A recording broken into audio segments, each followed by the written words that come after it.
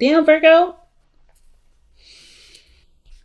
I think you guys are just trying to stay optimistic right now. I think you guys obviously feel a connection with this person, which is great. And you're moving on from the past to hope for a better future, to take advantage of new opportunities that come up, which is great. The Two of Cups obviously is the person that you're dealing with. You and the person that you're dealing with that feel the same exact way. This can come up as a platonic energy, but because we're doing a romance life reading, this has this is definitely probably more than just platonic. So there's a lot of things that you have in common, a lot of things you feel the same about, and you guys can move in a really good direction with that. So what's how we get that? The Ace of Wands, a lot of passion, excitement, lust is coming back into the relationship. I feel like for some of you guys that are in an established relationship already, you're kind of falling back in love with this person again, because you're able to leave behind the past and strive for more of a future, a better future, a brighter future, a future where, things, possibilities can, are endless. That's why I feel like with the Six of Swords all the ways is that there's endless possibilities of greatness. And leaving them behind the past is one hard thing to do, but you're doing it. Okay? And it's definitely not an easy process, but it's a rewarding process. It's definitely one of the most rewarding processes that I personally believe comes out of the tarot here. So moving on, like creating a new atmosphere, looking for new horizons, right? Finding a new space to grow and manifest what you want. Now, in the past, things were definitely really confusing. A lot of decisions as to what you want. I think there was a lot of things around you that kind of helped to formulate this decision. But like most importantly, there's a lot of cool, interesting things about maybe a particular relationship or how you may want a relationship to go. But you never really was quite sure which one of those things had to be it. But I kind of feel like you took all of these cups, took all of these options, took all of these ideas and made it into one thing. Made it all, like, maybe you decided that you wanted all of it. And you are now, your cup is full and ready to go. Ready to start a new love journey. This is where I was definitely seeing maybe you guys are falling back in love with the person that you're currently with, that you currently had things with or relations with beforehand, but things were just not very clear. Things just kind of felt like things were just like a fantasy or too good to be true. Or some things may have just been like just outright just bizarre. And maybe put you in a position really to think about what you really wanted in a love life, so that way you could have it. So the Ace of Cups, right? I think you picked the cup. You figured out which one you wanted out of this group, or you made all of those options of like a thing of its own, right? You know exactly what you want. You know what you're desiring. You're ready to go after what you want. And this person is so passionate, so sexy, guys. The King of Wands, absolutely scrumptious.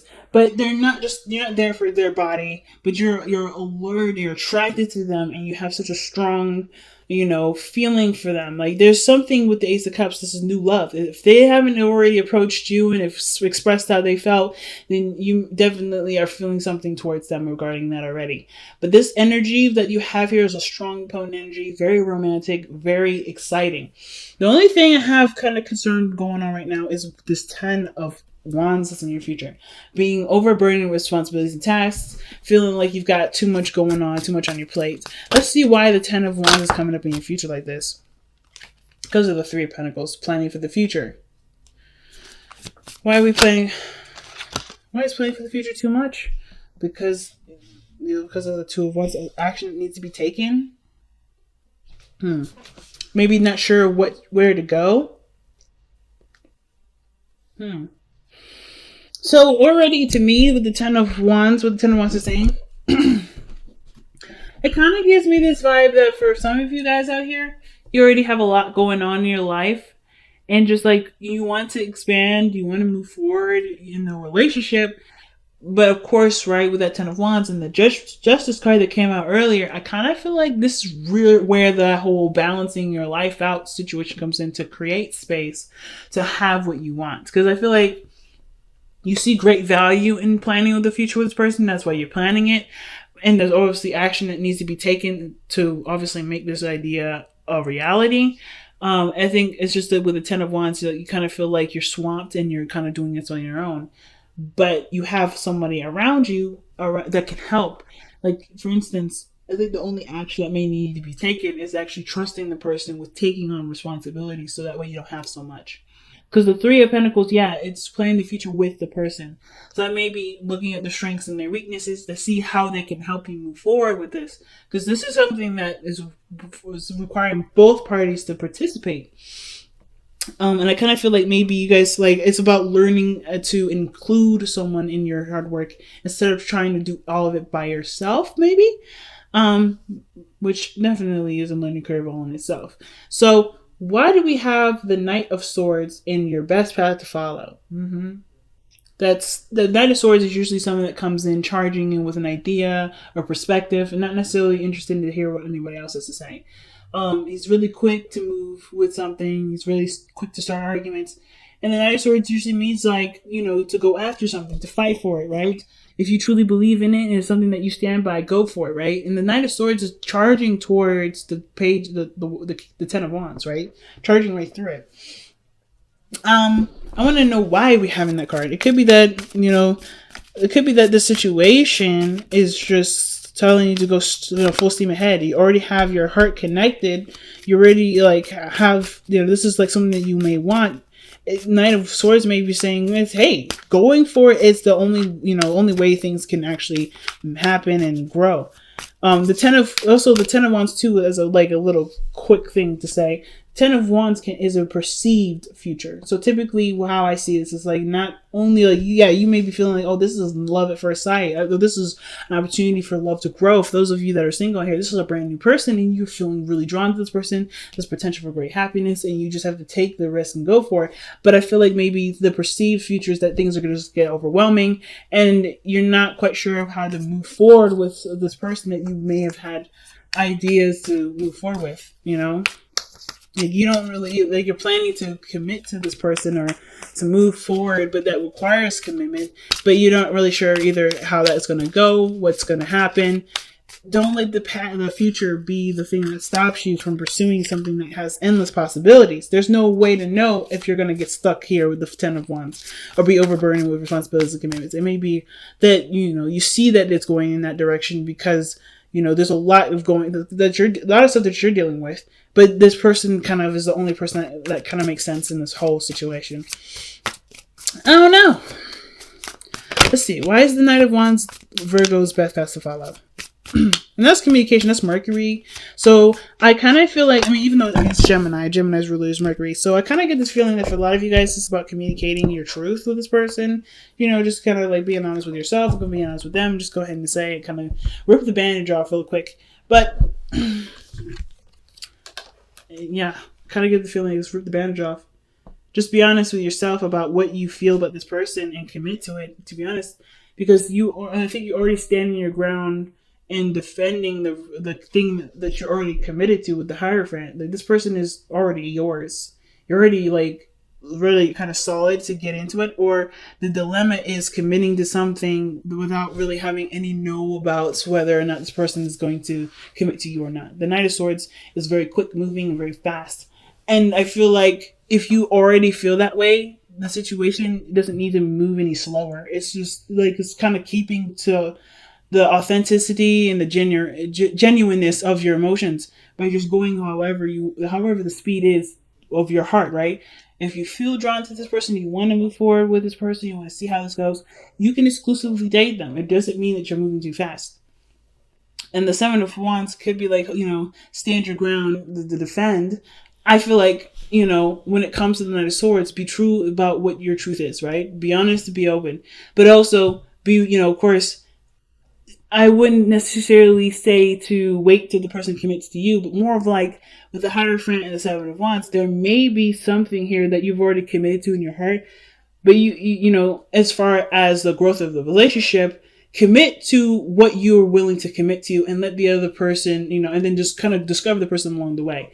Do it without condition. Do it where there is a lot, it's just based off of you and being true to yourself and being honest with you, right? And not necessarily hold back until you know that the person's committed, because that doesn't really bring the relationship anywhere. When you commit, things can move forward because you are already like 2 feet in, right? and you can do the thorough research and the understanding of the person because you are theirs and they are yours, right? As long as you have that in there, they don't have to like justify it. I feel like the situation saying it doesn't necessarily need to be justified by the other person. This person's already yours. The fact that the King of Cups, the King of Wands, and the Ace of Cups come up together, I feel like this person's already yours. This is something that's already a desire, and they're already there. They're already existing. This person has a lot of energy around them. That they have a lot of vibrancy. You're very attracted to them already. You may as well just go for it. So the King of Wands, very attractive, very energetic, that loves to do stuff. This person is like very active. I don't know if they own their own business or they go to the gym all the time, but this person is super active all the time. But this person is also someone that is very spontaneous, very romantic, very creative, and they're very confident in their individuality. They're very confident in themselves. They're very quirky, but they have that's a beautiful quirk.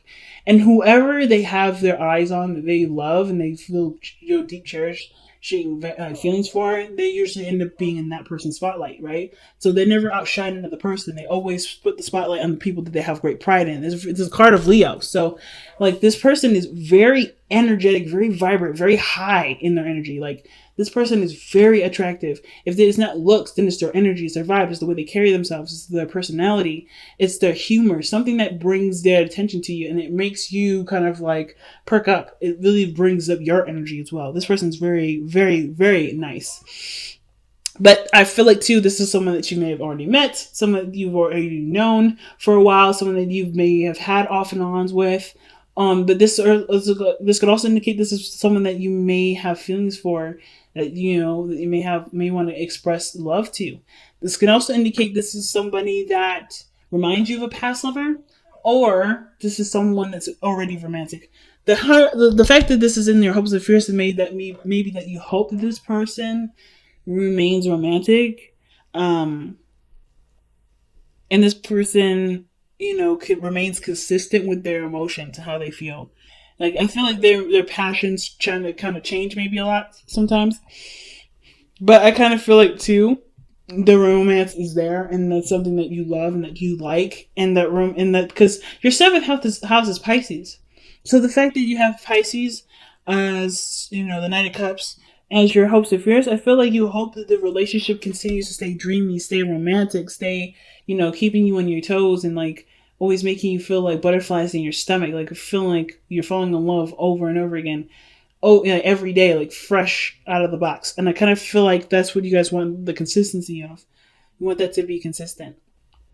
So with your outcome coming up like this, I don't mind this. The Two of Wands is very similar to what you have in your future. And I always kind of usually read the outcome in the future is very similar. But the outcome usually means if the energy remains the same, where you kind of feel like what do you do? What do you do now? How do you move forward? How do you expand in this relationship? What action needs to be taken, right? What choice have you made to move forward in your relationship with this person, or to advance in some feelings that you have? And the only person that can answer that is you, right? What decision that you're kind of left with the decision, right? You have a beautiful relationship that can blossom and go so far. What are you willing to do? Or like, what do you want to do about it? What is your first step? But do it, coming from a pure, genuine place of pure wanting to action wanting to be put into it. Not really what you can see or what you can get out of it, not necessarily results, but what is truly what you want to feel out of it. Like, what do you want to express in this moment? Being in the moment with the person. Very big, fam. Very big. Let's go ahead and see what you guys have for your wisdom of the Oracle cards. Okay, a change in the wind. So no action needs to be taken at this moment. So that means that there's a lot of stuff that's happening, a lot of things that are adjusting, and right now it's just being in the moment with the situation. Nothing wrong with planning ahead or anything like that, but you don't want to take action on what's being planned on right now because there's just too much going on. It's probably what you guys were seeing here with the Ten of Wands. There's a lot of stuff happening, a lot of things are changing, and there's nothing wrong with planning for, taking action, but taking those steps towards that plan may not be the ideal right now, okay? And this is surrender your ego. Ooh. Cultivate gratitude, be of service to others, and come from your heart, man. Genuine feelings, like I was saying, coming from the heart, being in the moment. A big ego can work against you, but humility will further your goals. Okay. I'm not gonna lie, I feel like pulling an extra card for that. Why is the surrender your ego card coming out for Virgo?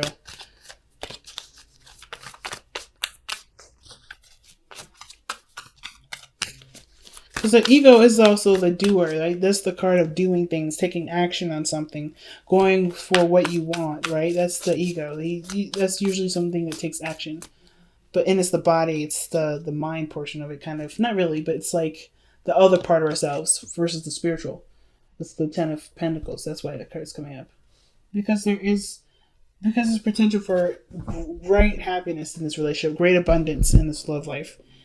And the only way for you to, not the only way, but the best way to get this is by not necessarily putting yourself aside, but pretty much putting yourself aside, like letting go of the games that come with the ego, right? Being coming from a genuine place of love and desire, right? Not necessarily one of calculated results. Not trying to create something out of something by doing something with a purposeful like intent, like doing it because you want to, not because of something you can get out of it. And when you come from a place, that heart space, you generate a more pure and more abundant relationship versus trying to come at a situation from a more contrived avenue. I'm not trying to say y'all contrived, but definitely see the situation as an opportunity to just be you and do what you want to do, not because you want something out of it, but because you are getting something out of it by doing it in the moment, right? Because you want to do it, not because of what can happen later. You know what I'm saying?